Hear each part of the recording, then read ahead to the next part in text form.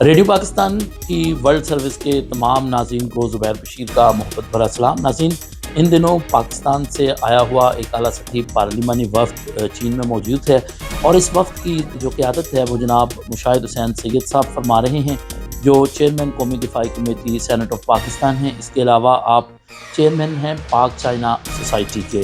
مشاہد حسین سید صاحب ایک طویل عرصے سے ایک پل کا کردار ادا کر رہے ہیں چین اور پاکستان کے درمیان دوستی کے فروغ کے لیے، اور آج ہماری خوش قسمتی ہے کہ ہمارے درمیان آپ موجود ہیں۔ تو جناب مشاہد حسین سید صاحب سے ہم بلا تاخیر ان تمام سوالات کے جوابات جانیں گے جو آپ بھی جاننا چاہتے ہیں۔ سر، سب سے پہلے آپ کو چین آمد پر خوش آمدید۔ جیسے چائنیز میں کہتے ہیں نی ہاؤ، تو میں اپنے سامعین کو، ناظرین کو السلام علیکم کہنا چاہتا ہوں۔ اور میرا پہلا تعارف میں بچپن میں چائنیز میڈیا کے ذریعے ہوا تھا، اور ریڈیو پیکنگ میں سنتا تھا، اردو میں اور انگریزی میں، اور چینی جو میگزینز تھے میں پڑھتا تھا، Peking review, China pictorial, China reconstructs. تو میڈیا کا ایک بڑا کلیدی کردار ہے ایک پل کا، اور معلومات فراہم کرنے کا، اور دوستی کو اجاگر کرنے کا، خاص طور پہ پاکستان اور چین کے درمیان۔ سر، چین کے صدر مملکت شی جن پنگ نے سب سے پہلے بیلٹ اینڈ روڈ انیشیٹو پیش کیا، اس کے بعد انہوں نے global security initiative, global development initiative, اور پھر گلوبل سویلائزیشن انیشیٹو پیش کیا۔ تو چین کے صدر مملکت نے چینی دانش سے عالمی مسائل کے لیے جو حل تجویز کیے ہیں، آپ امور چین کے ایک ماہر کے طور پر ان تمام انیشیٹوز کو اور ان کے دنیا پر جو اثرات ہیں ان کو کس طرح سے دیکھتے ہیں؟ دیکھیں، جب ہماری آخری ملاقات ہوئی تھی، اس کو آپ کو یاد ہوگا، بیلٹ اینڈ روڈ فورم تھا، اس کے لیے میں آیا تھا اسپیشلی، اور تقاریر بھی کی تھی، 2019 کی بات ہے۔ اس کے بعد آ گیا کووڈ، اور کووڈ میں بھی چین نے بڑا ایک شاندار ایک کردار ادا کیا پاکستان کے لیے بھی، اور باقی بھی ترقی پذیر ممالک اور ترقی پسند جو ممالک ہیں اور ان کے ڈیولپنگ کنٹریز کے لیے بھی۔ میں سمجھتا ہوں کہ جو بنیادی تبدیلی آئی ہے کہ اس وقت دنیا میں اور علاقائی سیاست میں ایک بہت تبدیلی آ رہی ہے، جس کا اشارہ صدر شی جن پنگ نے خود کیا تھا کہ ایک سینچری میں، ایک صدی میں اس قسم کے واقعات ہوتے ہیں۔ اور وہ کیا واقعات ہیں؟ مغرب سے مشرق کی طرف طاقت کا توازن منتقل ہو رہا ہے، اور 21ویں صدی ایشیا کی صدی ہے، جس کا پہلا اندیہ 90 سال پہلے علامہ اقبال نے دیا تھا، دیکھ مشرق سے ابھرتے ہوئے سورج کو دیکھ۔ اور وہ جو سورج ہے اب وہ طلوع ہو رہا ہے، اور اس ایشیا کی صدی میں چین کا رول، پاکستان کا رول، باقی ایشین ممالک کا رول بڑا کلیدی ہے، اور ہم اس ترقی کے سفر میں ساتھ ساتھ ہیں۔ اور اس کے ساتھ ساتھ پھر صدر شی جن پنگ نے بہت میجر انیشیٹیوز پیش کیے ہیں۔ ایک تو جی ڈی آئی ہے، گلوبل ڈیولپمنٹ انیشیٹو، دوسرا ہے گلوبل سیکیورٹی انیشیٹو، تیسرا ہے گلوبل سویلائزیشن انیشیٹو۔ اور آپ کو یاد ہوگا کہ میں خود اس کانفرنس میں شریک تھا مئی 2019 کو، جب صدر شی جن پنگ نے کانفرنس بلائی تھی، conference on the dialogue Umang civilisations, اور میں نے بھی تقریر کی تھی اس کانفرنس میں۔ تو اس میں پہلی دفعہ انہوں نے ذکر کیا تھا کہ جو چین کی سیویلائزیشن ہے، جو 5000 سال پرانی ہے، اس کو آگے بڑھانے میں انہوں نے کہا کہ کئی اور سیویلائزیشنز کا بڑا کلیدی کردار ہے، تہذیبوں کا۔ اس میں انہوں نے اسلامی تہذیب کی بات کی، بدھزم کی بات کی، اور مغربی تہذیب کی بات کی۔ تو گویا کہ چاہے سیکیورٹی ہو یا ڈیولپمنٹ ہو یا سیویلائزیشنز ہو، ایک مشترکہ کاوش ہے کہ وہ مل جل کے ایک بہتر مستقبل کی طرف ہم جائیں۔ اور یہ جو سوچ ہے اور یہ جو ویژن ہے، یہ مغرب یا امریکہ کے ویژن سے برعکس ہے۔ وہ بات کرتے ہیں تقسیم کی، تضاد کی، تصادم کی، جس کی عکاسی آپ نے دیکھی G7 سمٹ میں ہیروشیما میں مئی میں ہوئی۔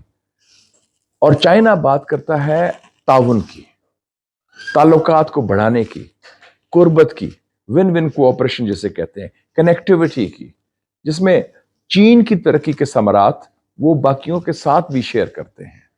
اور یہ بنیادی بات ہے، اور اس بنیادی فرق میں ہمارا سفر چین کے ساتھ ہے، کیونکہ ہم سمجھتے ہیں کہ ابھی 40 سال کے بعد افغانستان میں جنگ ختم ہوئی ہے۔ ایشیا، 21ویں صدی کا ایشیا ایک نئی سرد جنگ، یا کسی اور جنگ کا متحمل اب نہیں ہو سکتا. اور یہ جو سوچ ہے کولڈ وار کی، یہ جو سوچ ہے کنٹینمنٹ کی، یہ جو سوچ ہے اب نیٹو کا کیا تعلق ہے ایشیا کے ساتھ، وہ بات کر رہے ہیں کہ چین ہمارا دشمن بن گیا ہے.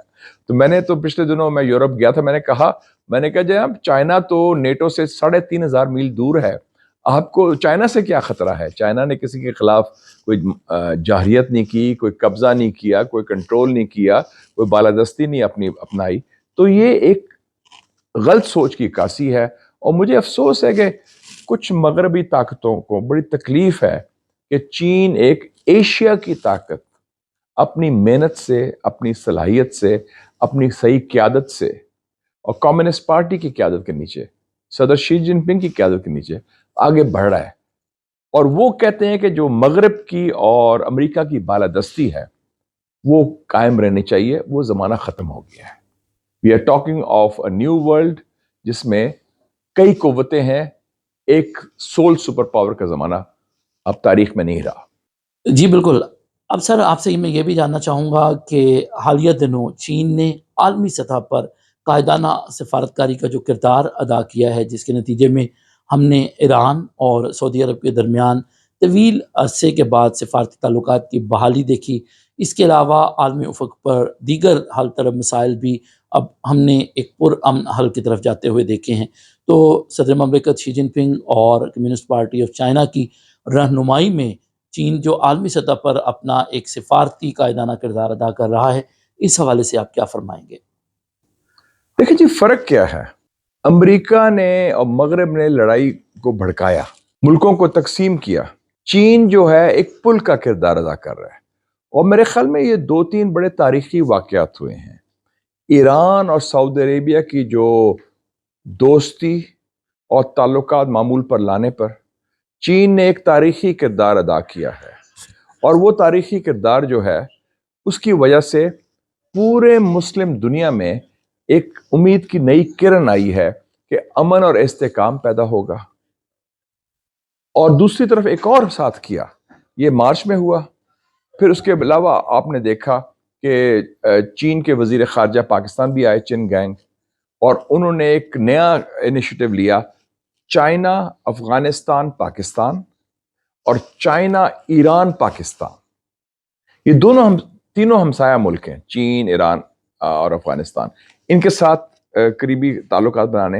اور ساتھ ساتھ پھر 18 مئی کو صدر شی جن پنگ نے شیان کے شہر میں، جو تاریخی شہر ہے، اس میں ایک کانفرنس بلائی، چائنا اور وسطی ایشیا کی سربراہی کانفرنس، جو پہلی دفعہ تاجکستان، ترکمنستان، ازبیکستان، قازقستان، کرگزستان کے سربراہ مملکت نے، اور انہوں نے ایک نیا بلو پرنٹ دیا، گویا کہ ایک نیا آرڈر آ رہا ہے ہمارے خطے میں.